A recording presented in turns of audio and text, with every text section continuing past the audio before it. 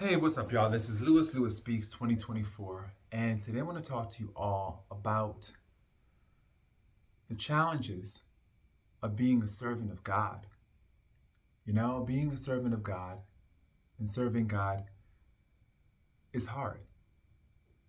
It means you have to let go of so many things that you want to do. You have to put to death your own desires for the sake of God's will for your life. In the scriptures, it encourages you to pick up your torch stake and follow Christ. You know, that means that you have to let go of certain things, certain people, stop going to certain places that you once enjoyed. And if you're like me and you grew up always trying to please everyone at the expense of your own needs, if you're like me who grew up always trying to accommodate other people, you get tired of letting yourself down. You get tired of self-abandoning. And so you get angry. Anything that requires you to let go of your desires, let go of yourself, you get angry and you resist and you rebel against. But the thing about it is this: you go out here and you live your quote unquote truth and you live in your desires. But the thing about it is this: there are other people out there too. You don't live in isolation. No man is an island unto himself, and so you live with other people who are also going out here, living according to their own desires, you know? And so you're oftentimes meeting these people and it's reckless. It's reckless. A lot of times people are not thinking about how they hurt another person, how they affect another person, so they're selfishly going out here trying to pursue their own desires. They're not thinking about the consequences and the long-term consequences of their choices. They're just thinking about, well, I want this for myself. This is what I'm feeling right now. I just got to just go with what I'm feeling. Nobody is thinking about anybody, and this is why the world is the way it is. Everybody is just reckless, selfish, ill-concerned with the needs, rights, or feelings of another person. And so they're going out here, right, living their truth, walking in their path, walking in their truth, and in the meantime, they're destroying other people. Let's think about our first parents. They decided to live independent of God. They decided to walk in their truth. They decided that they wanted to do what they wanted to do. The fruit looked good in Eve's eyes. It looked good. She continued to look at it. She didn't turn away. She continued to look at the fruit with longing in her eyes. And the longer she looked, the more the fruit became appealing to her. And so she ate. She didn't think about the future generations ahead. She didn't think about the long-term consequences of that act of sin. And oftentimes we don't. We just know that we're feeling something, we are desiring something, and we want it. And we want it now. We don't want to suffer for it. We don't want to have to pick up our torch's sake and deny ourselves. And so we just suffer for it. You know, oftentimes we are convinced, and what the devil tries to convince us is that engagement in sin does not have any long-term consequences. Oh, God is a liar. It's not going to hurt you. There's so many people out here doing the same thing, and look at them. They're getting away with it. They're living their best life. Don't you see them happy? Don't you see them? You know, they're going out here. They're acting recklessly. Look, you see? What God said is not true. But that's a lie. I'm here to tell you that is a lie. Because people don't talk about the small deaths. We don't talk about the small death of trust. Nobody trusts one another. We each walk around and look at each other like we're criminals because, in a sense, we are. We continue to rob and steal people's hope, people's trust, people's faith in us. And we don't realize that. We don't care. All we care about is satisfying our own flesh. We don't care how casual sex, having sex before we're married with multiple partners, how that influences every other person in the world. The ripple effect. We don't pay attention to the ripple effect. The domino effect. How one small act can trigger the onset of all these fallen pieces we don't realize. And when I say we, myself included, there are moments when my desire is in the driver's seat. And it rages so hard and so fast that I oftentimes don't consider the aftermath of my choices. And that's the thing. Another small death that I see is the lack of genuine connection. We don't realize that we're not able to connect with one another because of that lack of trust. We don't trust that this person that we're dealing with will protect us, will shield us, will be honest with us, will consider our feelings. We don't trust, therefore we don't connect. Let's talk about also our physical health and the health conditions that we have as a result of our disobedience. You know, so many people are living with chronic conditions right now as a result of their life choices. You know? So, let's go back to the initial statement. Is it fun? Is it without consequence? Is it what the devil said was true, where, oh, you will not positively die. You're just going to have an enhanced sense of awareness and an enhanced knowledge.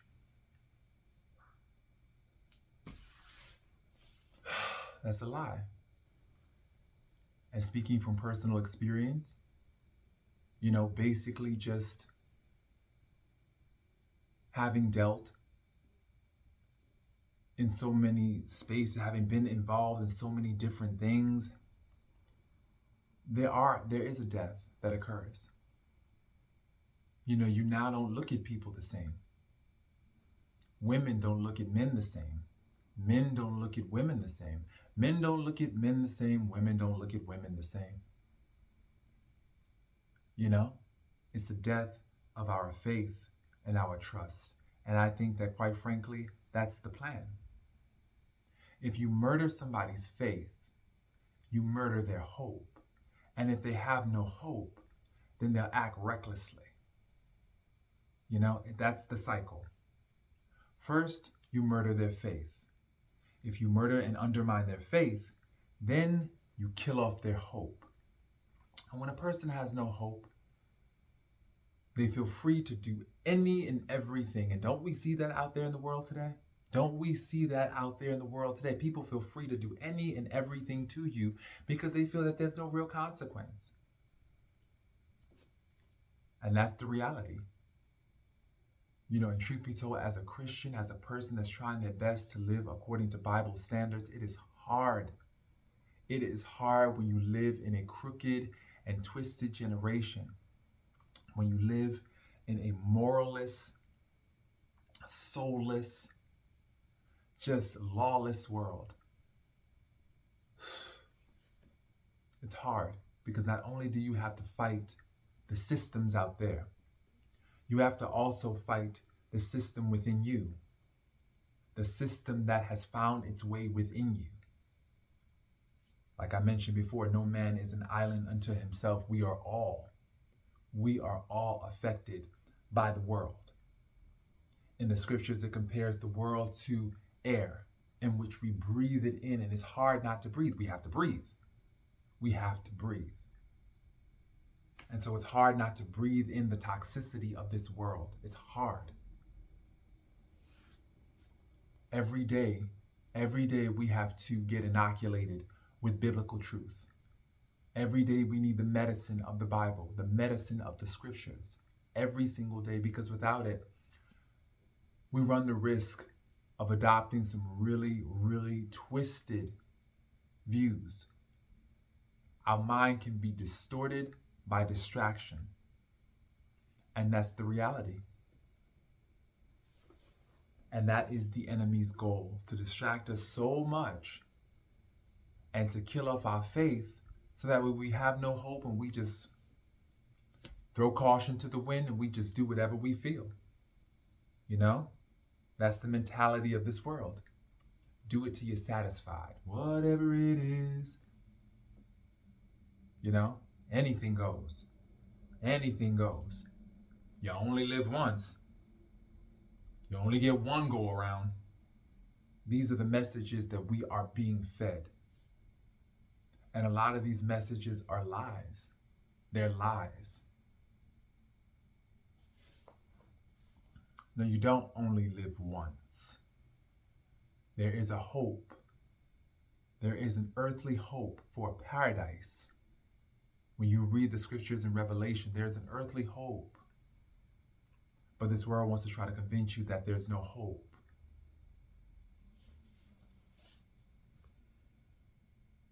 And so it becomes hard living in a world where you're fighting so many different internal wars, so many different conflicts. And I think, to be honest, as a former gay man, I struggle with a different conflict and subsequently a disenfranchised grief, because oftentimes this is not talked about. There are so many men that message me who are living on the DL emotionally. And when I say that, I mean that they also are trying to navigate their spirituality and their sexuality. And it has been in conflict, right? But yet and still, we live in a world now where if you say this out loud, you are seen as homophobic, you are seen as a bigot, you are seen as someone who is in denial. All these negative associations and connotations are thrust upon you. And that's what makes it a disenfranchised grief, because you can't share this openly with other people. You have to go into the same closet that gay men and women fought their way out of. It's like now they want to try to reverse. There's a reverse closet happening where those who want to uphold righteous standards and biblical standards, they're now forced into a closet. They're forced into a coffin. Slam shut, nailed. So that way truth cannot shine through. So now there's a reverse closet that we are now forced to be in, and this is what's causing so much dissonance. This is what's causing so much anxiety and stress. We're not able to communicate that we want to live according to God's standards. We want to live righteously. It's not that we hate other gay men and women. We love them. I want to clarify. It's love that exhorts. Love that corrects. These other people that just condone, they don't love you. They don't care seeing you in a coffin. They don't care. True love exhorts. It will tell you, wait a minute. What you're doing is not okay. What you are doing is running contrary to God's purpose for your life. God is the manufacturer. He created you. He knows what's going to make you happy and fulfilled. And right now you are not living in alignment with that. Here, let me give you some of life's water. Let me give you some living water, so that way you can live the true life, the real life. And that's love. Having those difficult conversations. Knowing that, yes, I may invite your adversity. I may invite your defensiveness. I may trigger your anger. I know that. But I don't care, because I want to save you. I want you to be saved by Him. I want to lead you to someone that can save you, not me. Correction. I can't save you. God can save you. And so I want to lead you to Him, so that way you live a real life and a long, peaceful life. I believe the scripture is Isaiah 48, 17 and 18. If only you would listen to my commandments, then your peace would be like the rivers of a stream. If only you would listen. And so it's hard. Is it easy to listen? That's easier said than done, because it means, once again, having to deny yourself. But then the thing about it is, you go out here and you do live your truth, right? You do live your life, your quote unquote truth. You go out here, you're doing what you want to do, right? But what you want to do is hurting you. It's hurting you. It's creating disturbance in your spirit. I know for me, and I can speak for myself, it's created disturbance in my spirit. It's undermined my calling. It's derailed my calling and my purpose. How much time have I wasted doing my own thing when I could have saved myself the time and been living on God's purpose for my life, and not have gone through the hells and the pains and the miseries? Because that's the thing also. You do what you want to do, but then it becomes another temptation that you're going to have to fight. For example, those who have engaged in substance use and became addicted to substances. Now this is yet another addiction that they're going to have to fight off. Yet another temptation that they're going to have to contend with. Life already gives us so many temptations. Why add more onto us that will undermine our motivation to live? Life already gives us so many different temptations, and yet and still we keep on chasing temptations. It's like we're looking for problems. We're looking for new ways to complicate an already complicated existence. And I'm just tired of chasing new temptations and getting nothing but problems, getting nothing but new addictions, getting nothing but new hells, new headaches, new battles that I'm going to have to fight. Life is already hard. Life is already hard in and of itself. Why am I going out here making it even harder? And so it comes a point where you have to decide. Either I want to serve God and sometimes deal with the discomfort of that while also having peace, or I want to serve myself, go out here, have the temporary enjoyment of sin, but then having to deal with this disturbed conscience, this disturbed spirit, this disturbed everything. Is it worth it? Is it worth it? And I can honestly say it's not worth it. Waking up every day with your conscience in crisis. Waking up every morning feeling worthless. Can't even look at yourself in the mirror because you've done so much sin and you've done so much wrong that you can't even go to God in prayer. You don't even think that you're worth God sometimes. Is it worth it? The only person, the only spirit that has been consistent in your life, you grieve with your disobedience. The only man that has been consistent in your life, you chase him away, trying to what? Live your quote-unquote truth, which is really a lie that's veiled. It doesn't make sense, but this is the insanity of sin. This is the insanity of sin. It has us thinking that these things are okay, but they're not. They're not. And our life will tell on us. And the truth is, the very sin that you're living in, if you don't give it up, it gives you up. If you don't quit it, it will quit you. Look at the people out there chain smoking tobacco. This is just an example. For years, they get away without consequence. But then, over time, that one cigarette causes what? So many other disorders. It results in the onset of so many other issues. But initially, they're getting away for years without consequence until that one cigarette comes along, and then it releases the onset of destruction in their bodies. They had opportunities to quit. They didn't quit.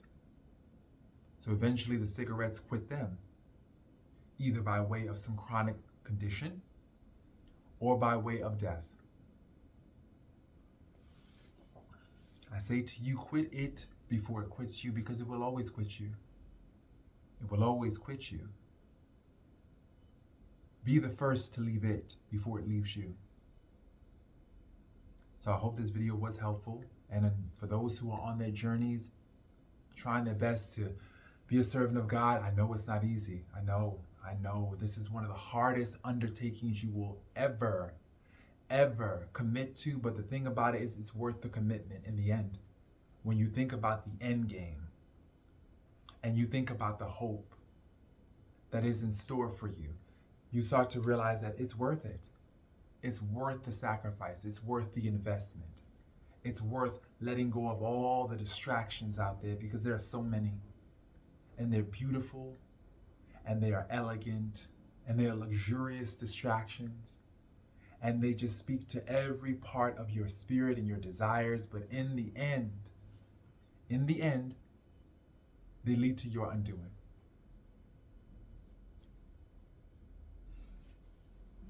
So it's time to bet your faith on a winning horse. Bet your faith on a winning God. I hope this video was helpful, y'all. Peace.